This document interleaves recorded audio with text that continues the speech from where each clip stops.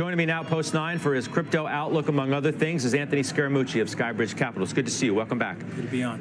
What is going on? I know I ask you this every time, but it's such a volatile asset class that the question needs to be re-asked, because it was at north of 70, and now here we are. Just promise me if we get to 100,000 at the end of the year, you'll invite me back. I definitely will. Promise me. I definitely will. I won't have the basketball trophy, but you have a lot of things going on at the same time. You had the German government selling some Bitcoin. You have the Mt. Gox bankruptcy, which has been a 10-year drawn-out affair, is now going to be releasing about 140,000 Bitcoins. And so Skyridge, alongside a Fortress, participated in that. And so you have a combination of these things going on at the same time, that there's been some selling pressure in the ETF. And so when that happens, Bitcoin is a volatile asset. You also had a halving, not to get into the Bitcoin jargon with you, but I think the viewers are well versed on that. Okay, so every time you have a halving, a result of which it forces the miners to sell some Bitcoin to keep up their revenues, which puts temporary pressure on Bitcoin. But we still love the fundamentals of Bitcoin long term.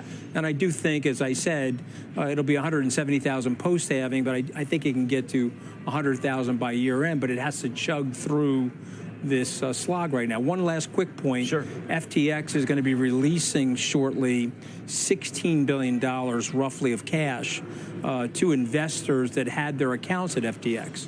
And so that's very good news for Bitcoin holders, I believe, because a lot of that was in Bitcoin. It got frozen in the bankruptcy. It got dollarized, unfortunately, at low numbers for Bitcoin.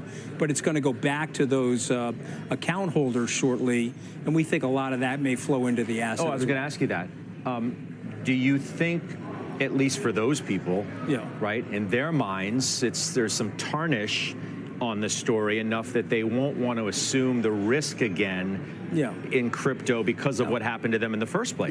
We call these things life chips. You know, if you get a windfall back like that, you were counting on not getting that money back. Now that you're getting it, you may buy a car, you may buy a house, you may buy a summer house, but I do think 40 to 50% of that will go back into the asset class. I mean, these are hardcore people. Remember, they're early adopters too. If you had an account at FTX or you have an account at Coinbase, you're considered to be an early adopter in the digital asset space. And so early adopters, have typical loyalty to the asset class. You raise another interesting point when you mention the German government selling. How big of a risk do you think sovereigns in general are to the story? We have to figure that sovereigns are large players, right? And the ebbs and flows of government and things that happen. Is that a longer-term risk more so than people have thought about? I don't think so, Scott, and I'll take you back to the situation, the early days of Uber. No government wanted Uber, no administrator wanted Uber, no mayor wanted Uber. All the regulators said no to Uber, but the people wanted Uber. And one thing that just happened today in the GOP platform, they're going to have their convention next week. Right there, glaringly in the GOP platform, is the protection of digital assets and the protection specifically of Bitcoin. So I think that's a huge mistake by the Democrats. I feel like they're fumbling the football on digital assets. It's not a niche business anymore. Okay, you could go by the Mike Novogratz discussion where he thinks there's 85 million wallets. I think Coinbase put out something like 50 million wallets. Let's cut those down. Let's say there's only 20 million wallets of eligible voters in the United States, and let's say 10% of them are single-issue voters.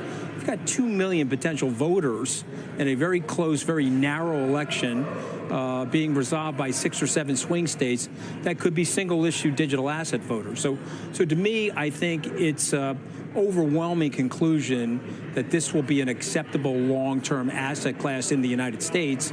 And if that's the case, I'm not worried about the other sovereigns. You're obviously well connected in the political arena.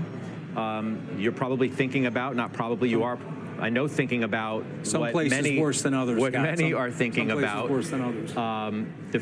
What's going to happen leading up to the election. What do you think? What do you hear?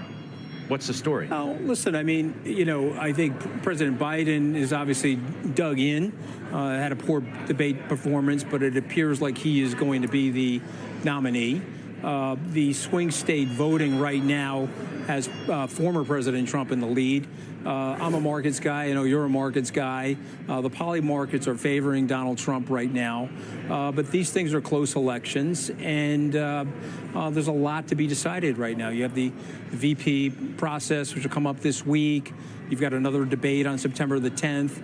If President Biden is staying in the race, I think he really has to demonstrate what he's been trying to do over the last couple of days. He was on Morning Joe this morning, our sister network, and he's very articulate on Morning Joe. But he's having problems putting sentences together, and I think that has to worry people. And so we'll see how all that unfolds. I think they'll have to make a decision one way or another by the end of this week.